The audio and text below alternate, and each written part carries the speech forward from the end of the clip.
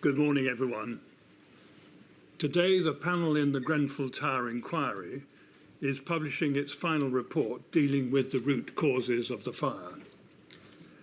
In phase one of the investigations, I examined the events of the 14th of June 2017, how the fire started, how it escaped from the flat where it had begun, and how it spread over the whole building with tragic consequences. My report on that series of events was published on the 30th of October 2019. In the second phase of the inquiry, the panel has been investigating the underlying causes of the fire with a view to identifying where mistakes were made and ensuring that a similar disaster cannot occur again. This second part of the investigations has taken longer than we had hoped, partly because of the broad scope of our terms of reference, and partly because, as our investigations progressed, we uncovered many more matters of concern than we had originally expected. As we discovered, it is not possible properly to understand the causes of the fire without understanding the way in which knowledge of the materials and methods of construction employed in the refurbishment developed over the course of time, what the government and others learnt about them, and how the regulations and guidance relating to their use developed during the same period. The information obtained in that part of our investigations provided the background to our examination of the refurbishment itself and the various decisions taken in the course of it, particularly in relation to the selection of materials. In addition, it has been necessary for us to examine the way in which fire safety at Grenfell Tower was managed, including the arrangements for fire risk assessments and the response to them, as well as the relationship between the tenant management organisation and the residents of the tower. The firefighting operations of the London Fire Brigade were considered in detail in my first report, but a number of questions relating to organisation and training could not be answered at that stage and were deferred for consideration in phase two. Also deferred to phase two were certain questions relating to the development of the fire, including the relative contributions of the different materials used in the cladding. Another important aspect of our terms of reference was to investigate the response of the authorities to the emergency.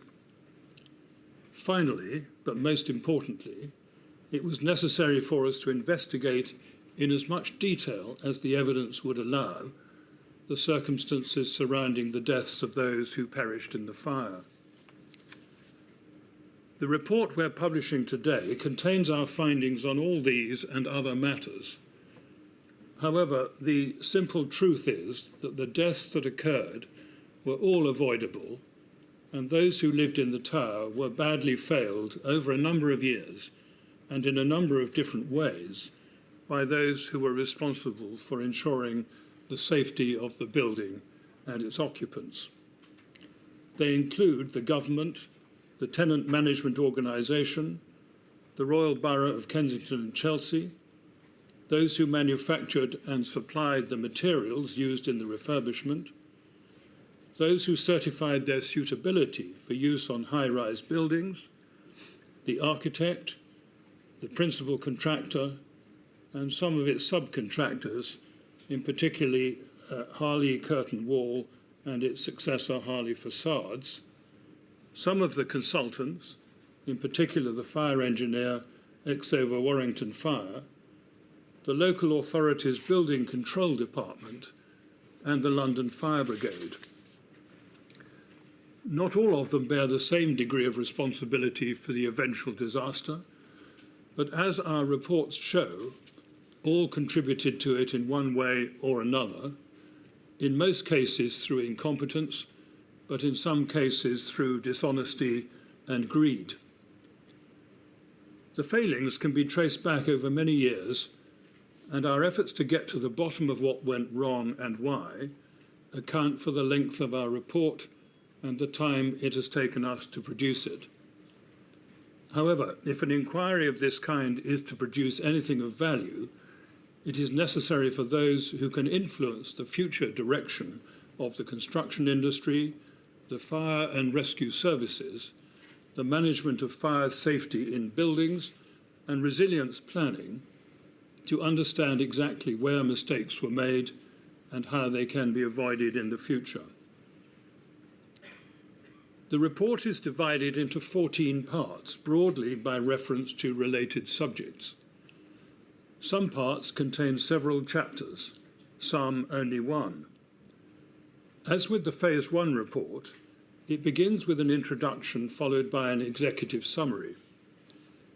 Although the executive summary runs to 24 pages, the length of the report means that it can touch on only the most significant elements of our conclusions. However, it should assist readers in finding their way around the report.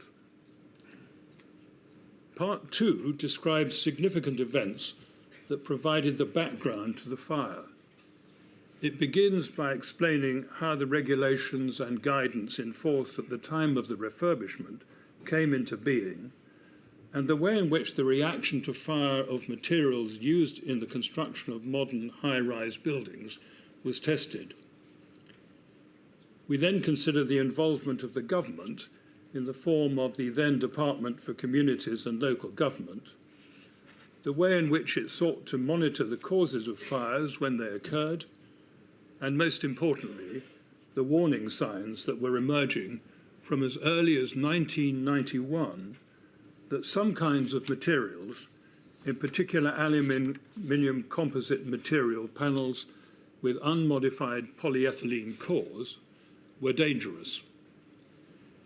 We find that there was a failure on the part of the government and others to give proper consideration at an early stage to the dangers of using combustible materials in the walls of high-rise buildings. That including failing to amend in an appropriate way the statutory guidance on the construction of external walls. That is where the seeds of the disaster were sown. In Part 3, we set out our findings about the testing and marketing of the main products used in the refurbishment: the Rainabond panels, the Celotex RS5000 insulation, and the small amount of Kingspan K15 insulation.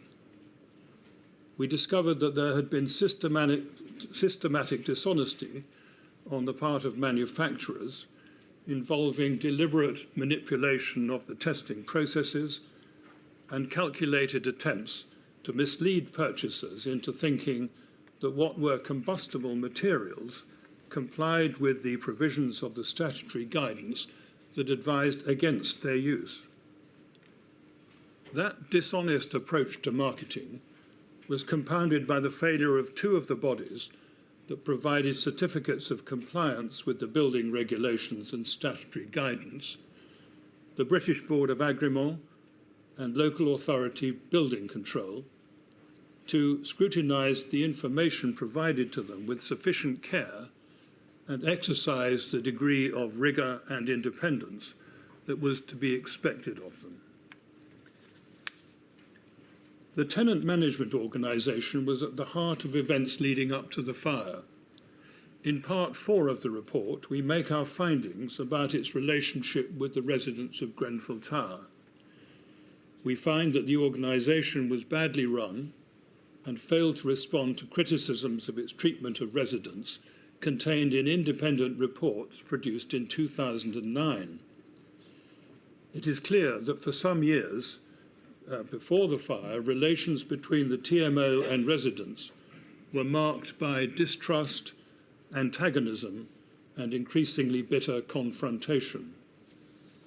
We find that for the TMO to have allowed the relationship to deteriorate to such an extent reflects a serious failure on its part to observe its basic responsibilities.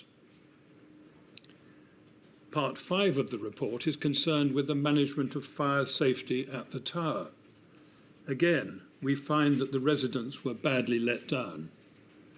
The picture is one of a persistent failure to give sufficient importance to the demands of fire safety, particularly the safety of vulnerable people, and a failure on the part of the Council to scrutinise that aspect of the organisation's activities adequately.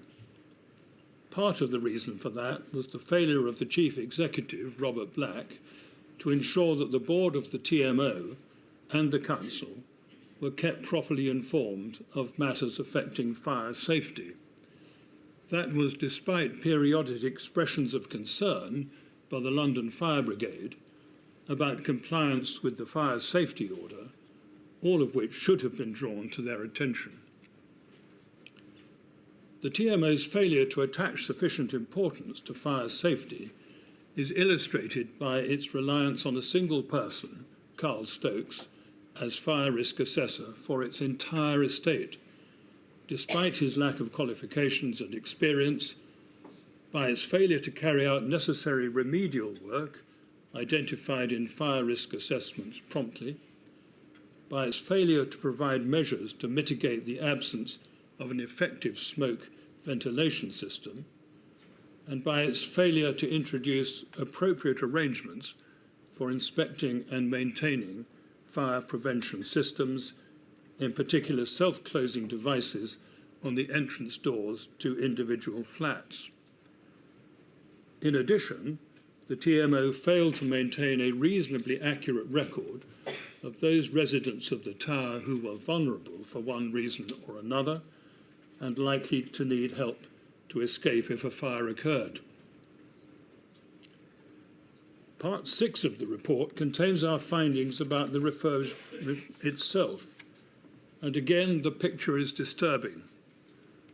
First, the regulatory context in which the work was carried out was, in our view, unsatisfactory because the statutory guidance, which was treated by many in the construction industry, including those engaged on the refurbishment, as containing a sufficient statement of what was required, did not make it clear enough that it was subject to the overriding requirements of the building regulations.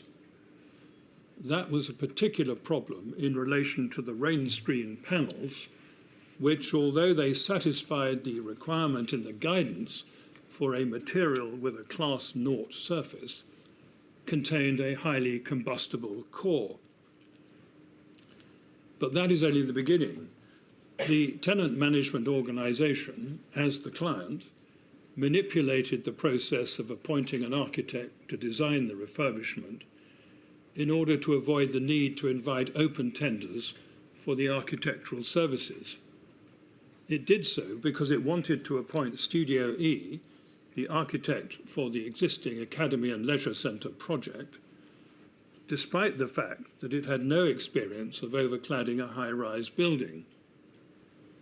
That turned out to have significant consequences because Studio E failed to recognise, as a reasonably competent architect should have done, that the insulation and rain screen chosen for the refurbishment were combustible and unsuitable for that purpose. ACM panels were chosen as the rain screen to keep down the cost.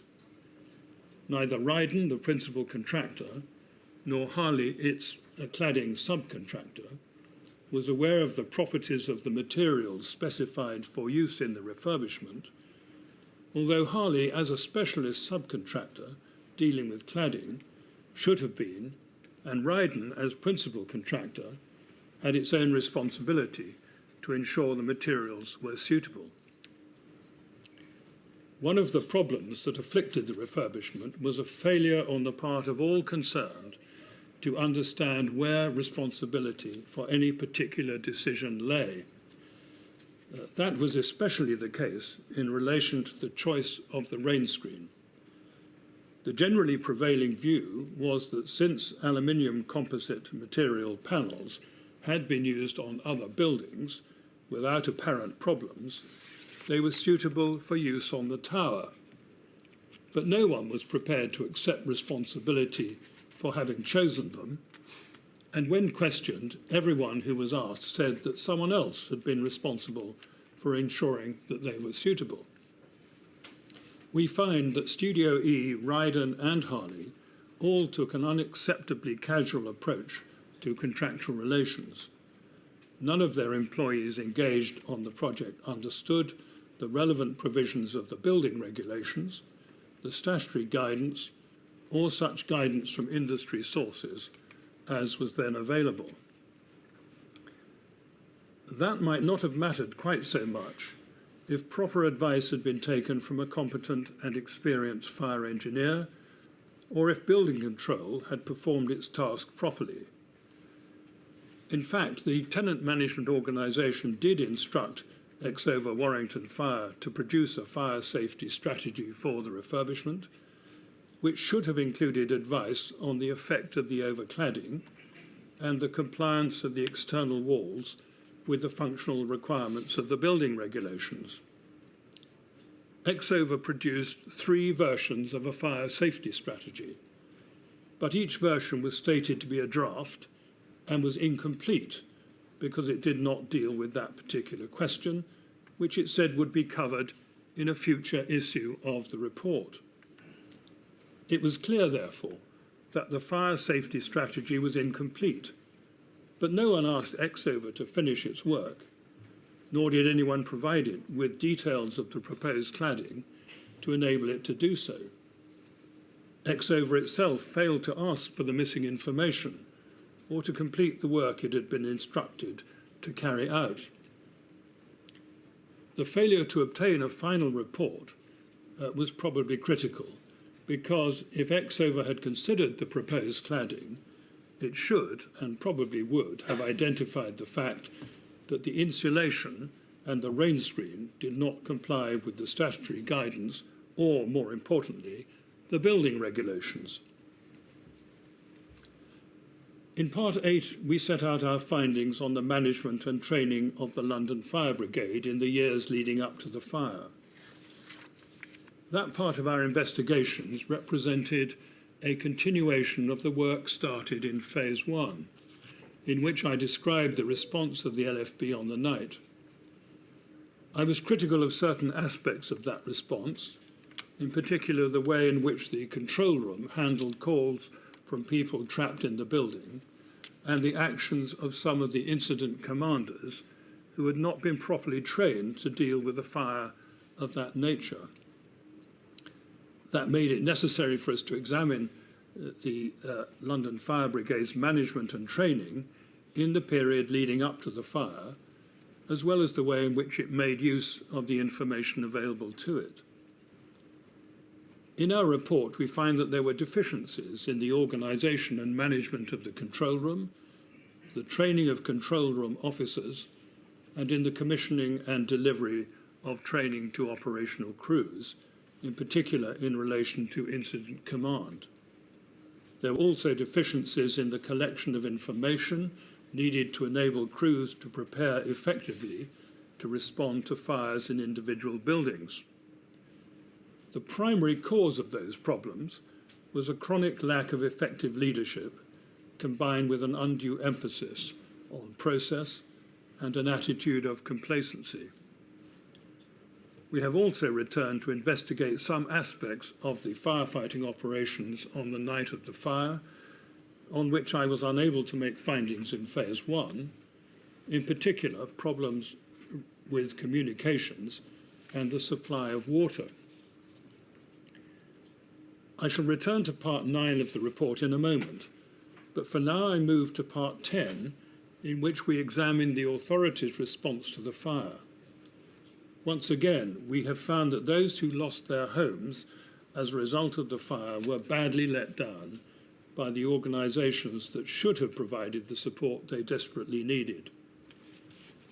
The primary responsibility for that lay with the Council, which, as a Category 1 responder under the Civil Contingencies Act, should have had plans in place to enable it to respond effectively to the emergency.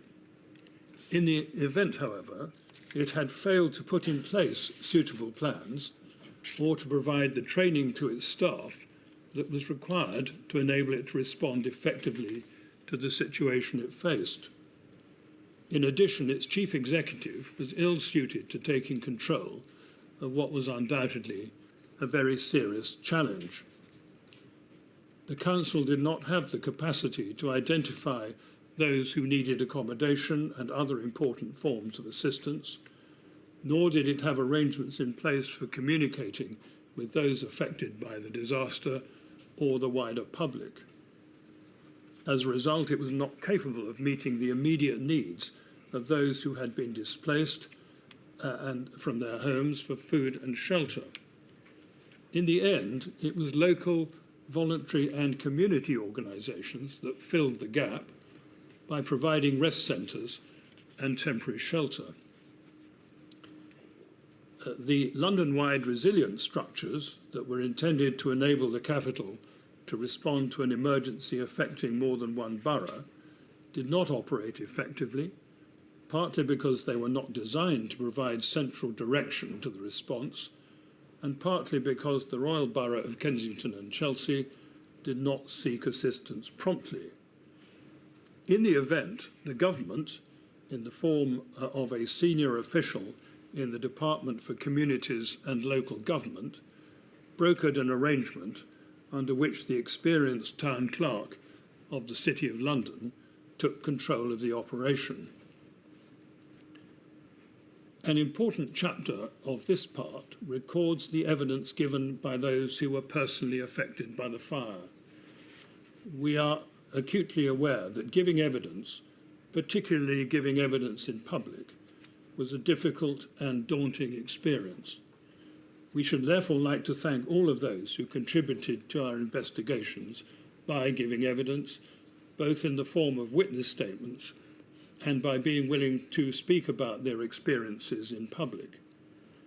By doing so, they ensured that we received the fullest possible account of the events that unfolded in the days following the fire. In parts 11, 12 and 13 of the report, we deal with a number of different matters, including the experiments carried out by Professor Bisbee and Professor Torero on the materials used in the refurbishment.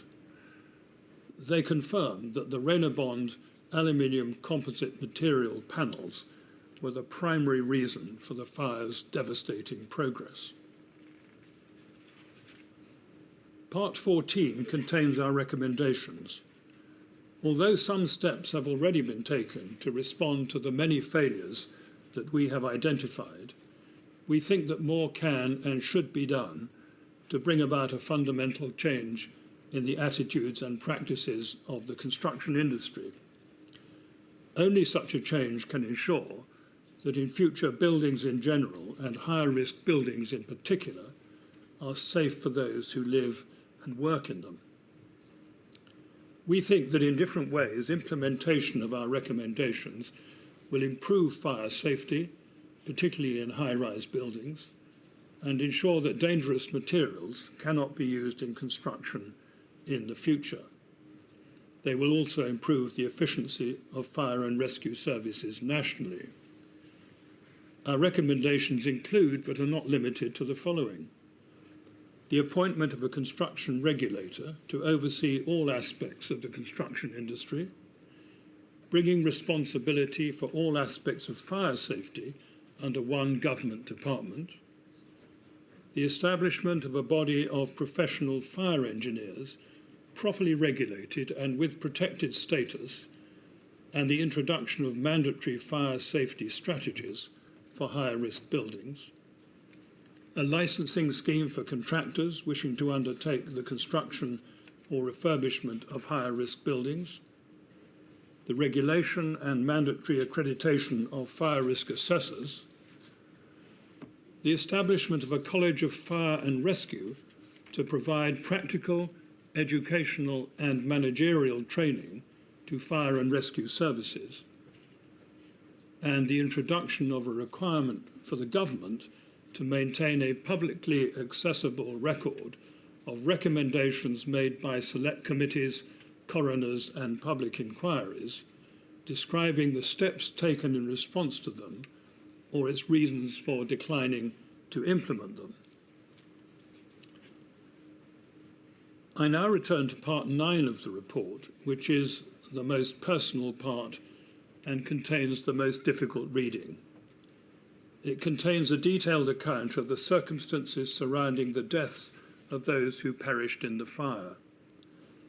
I did not refer to it earlier because it seemed to me fitting to end these proceedings as they began in May 2018 with a reminder that the fire at Grenfell Tower was above all a human tragedy in which many lives were lost, families were torn asunder, homes were destroyed, and a community was shattered.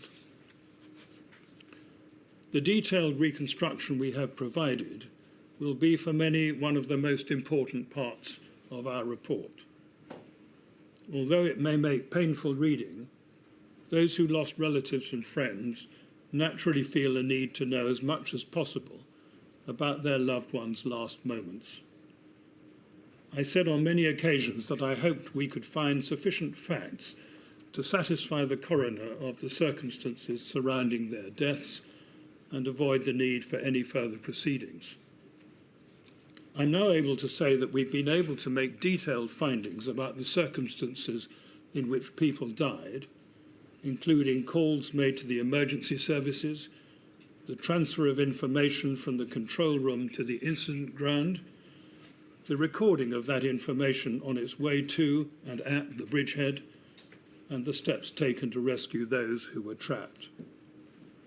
We are satisfied that all those who died in the building were overcome by toxic gases produced by the fire, and with expert assistance, we've been able to establish a reasonably accurate time of death in each case. We're satisfied that all those whose bodies were damaged by the fire were already dead by the time it reached them. In a moment, my fellow panel members, Ms. Istefan and Mr. Akbor, wish to add some comments of their own.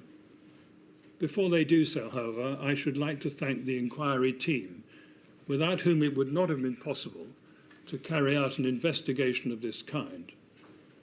It would be invidious to single out individual names for mention on this occasion, because everyone involved, whatever their particular task, has played an essential part in enabling us to do our work. With their help, we have followed up many lines of inquiry, some of which led to surprising revelations, and have collected and digested a huge number of documents and statements, not to mention hearing many days of oral evidence. All those who worked for the inquiry over the years are named in an appendix to the report, and we owe them a deep debt of gratitude. I now invite Ms. Estefan to say a few words. Thank you, Sir Martin. Good morning.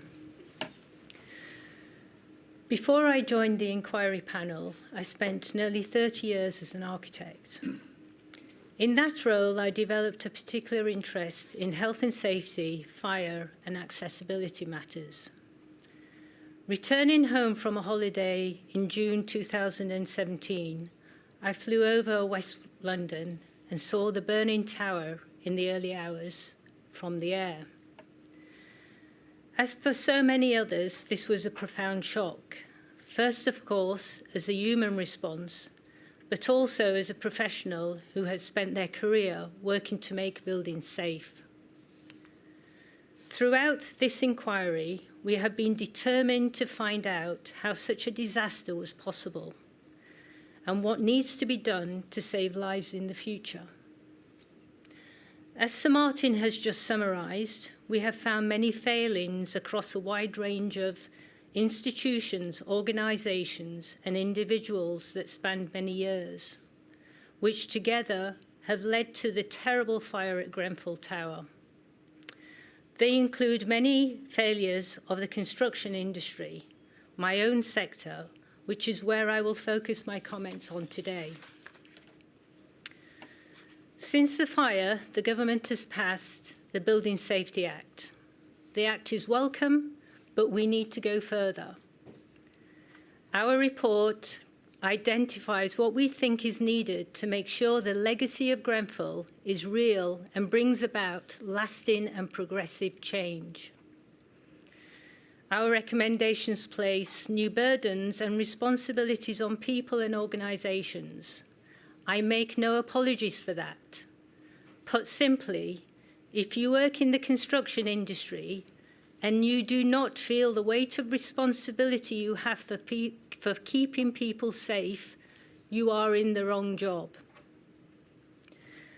The change we need to bring about is partly about structures and regulations. Sir Martin has set out the key points in what we have proposed, and the report explains our recommendations in detail. But the necessary change is also one of culture and behaviours. Change on this scale needs to be owned and led by those of us working in the sector.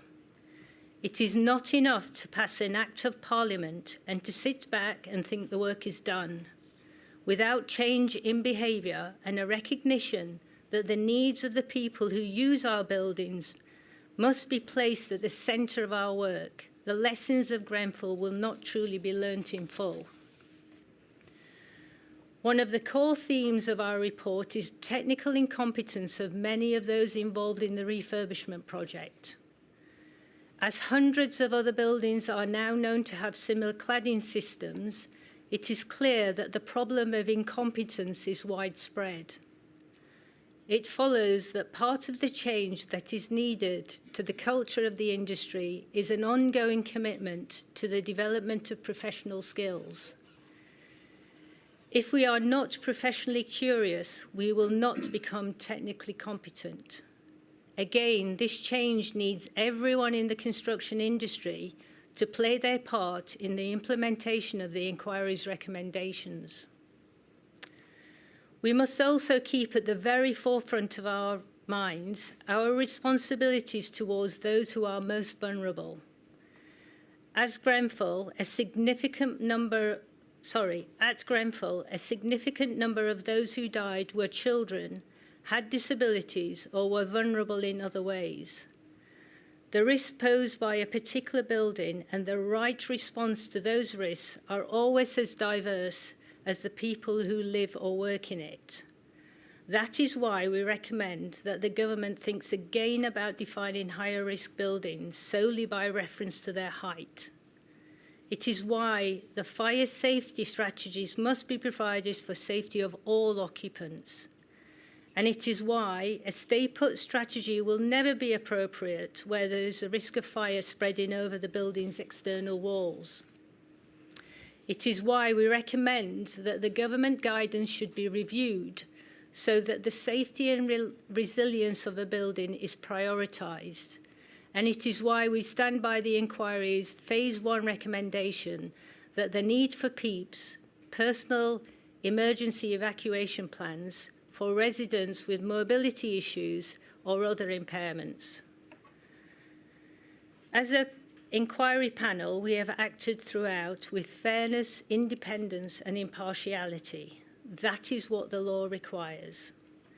At the same time, the losses so many people have suffered and my involvement in this process has left a mark on me as a person and as a professional which will last far beyond this inquiry. And although this inquiry is now ending, we know that for many people their journey continues. We wish them strength for the future. I will now hand over to my colleague Ali. Thank you, Thoraya. Good morning, everyone. My role as a panel member has been to listen to the evidence, to consider what I have heard, and work with Sir Martin and Thoraya to agree findings and recommendations. Firstly, I would like to express my own heartfelt sympathy to all those whose lives have been affected by this tragic fire. We know that an inquiry can feel like a very slow process. But what I can say is that we have been painstakingly thorough and that we present our report to you with confidence in its veracity. Secondly, I would like to say that I grew up in council housing. I was involved in creating social housing organisations. I was chief executive of a housing association for over 20 years. What I can say is that working on the inquiry has had a profound impact on me personally and as a social housing professional. In social housing, we often say that we put our tenants at the heart of what we do, but it is not enough just to pay lip service to that ideal. In our report, we look at the relationship between Kensington and Chelsea Tenant Management Organisation and its residents before the fire. We find that it was one of distrust, dislike, personal antagonism, and anger. Residents deserve to be treated with understanding and respect. The TMO failed to do that. We saw a similar failure to treat residents as people and as individuals in the aftermath of the fire, including in the way that those with religious, cultural, or social needs suffered discrimination as a result of RBKC's failure to prepare properly for emergencies. It was obvious to me from watching and listening to evidence being given at the hearing that there were two different groups of people: those who lived at Grenfell and those who worked for the TMO, RBKC, and their agents. In our report, we set out how the government's focus on deregulation dominated the department's thinking, such that even matters affecting the safety of life were ignored, delayed, or disregarded. The deregulation agenda had a parallel impact on social housing, on the social housing sector, particularly in terms of consumer standards and protection for tenants. The effects of that can be seen in the many failings of the TMO, which we set out in our report, and which were not prevented or addressed by the regulatory system then in place. Parliament has now passed the Social Housing Regulation Act, which will enhance the powers of the regulator in support of stronger consumer standards, and which stresses the need for involvement and empowerment of tenants, and the reintroduction of inspection of landlords. In my view, this was not a moment too soon. Our report underlines why its full implementation is so important and so urgent. I have focused so far on the TMO's role as a social housing provider. The TMO played an important part in the refurbishment of Grenfell Tower in its role as the project's client. We have found that the TMO paid insufficient care in its choice of architect and failed to pay enough attention to fire safety. I hope that our report acts as a reminder to the clients of future building projects, including social housing providers, that they have a responsibility to the users of their buildings to ensure that safety is not sacrificed to the demands of speed and cost. Regulation should not be treated as boxes to be ticked, but as a way of giving residents confidence that their homes are safe. Finally, I would like to echo something that Thoraya has said. We cannot, in a few words here today, do full justice to the totality of our report. What is needed is for those with responsibility for building safety, in my sector as in Thoraya's, to read the report, to reflect on it, and to treat Grenfell as a touchstone in all that they do in the future. And that is to act with professionalism, with competence, and to put people first. I will now pass you back to Sir Martin. Thank you very much. We should all remember that the Grenfell Tower fire was and remains an intensely personal tragedy for all those who lived in and around the tower, and above all, for those who died, their families and friends.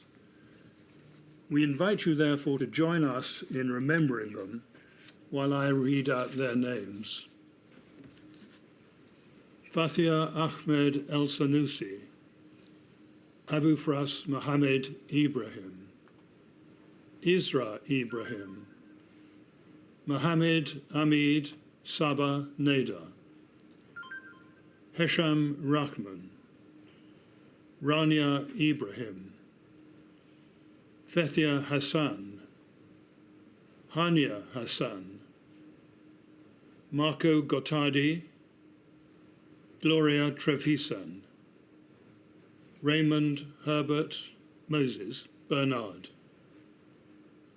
Esla El Gouachri, Mariam El Gouachri, Anthony Keith Disson, Bassem Shuker, Nadia Shuker, Mirna Shuker, Fatima Shuker, Zainab Shuker, Syria Shuker, Hashim Kadir, Nura Jamal, Yahya Hashim, Firdoz Hashim, Yaqub Hashim, Abdulaziz El-Wahhabi, Fazia El-Wahhabi, Yassin El-Wahhabi, Nur Huda El-Wahhabi, Mehdi El-Wahhabi, Ligaya Moore, Jessica Urbano Ramirez, Omar Belkadi, Farah Hamdan, Malak Belkadi, Lena Belkadi, Mary Mendy, Khadija Say, Victoria King, Alexandra Atala, Mohammed Nur Tuku, Amal Ahmadine, Amaya Tuku Ahmadine, Amna Mahmoud Idris, Majri Vital, Ernie Vital, Debbie Lamprell, Gary Maunders, Bechti Haftom, Baruch Haftom, Hamid Khani, Isaac Palos, Sakina Afrasahabi, Fatime Afrasiabi, Vincent Chijina, Khadija Kalufi, Kamru Mia, Rabea Begum, Mohammed Hamid, Mohammed Hanif, Husna Begum, Joseph Daniels, Sheila, Steve Power, Zainab Dean, Jeremiah Dean, Mohammed Al-Hajali, Dennis Murphy, Ali Yahwa Jafari, Abdeslam Sabah, Logan Gomez, Billy Burton. Thank you all very much.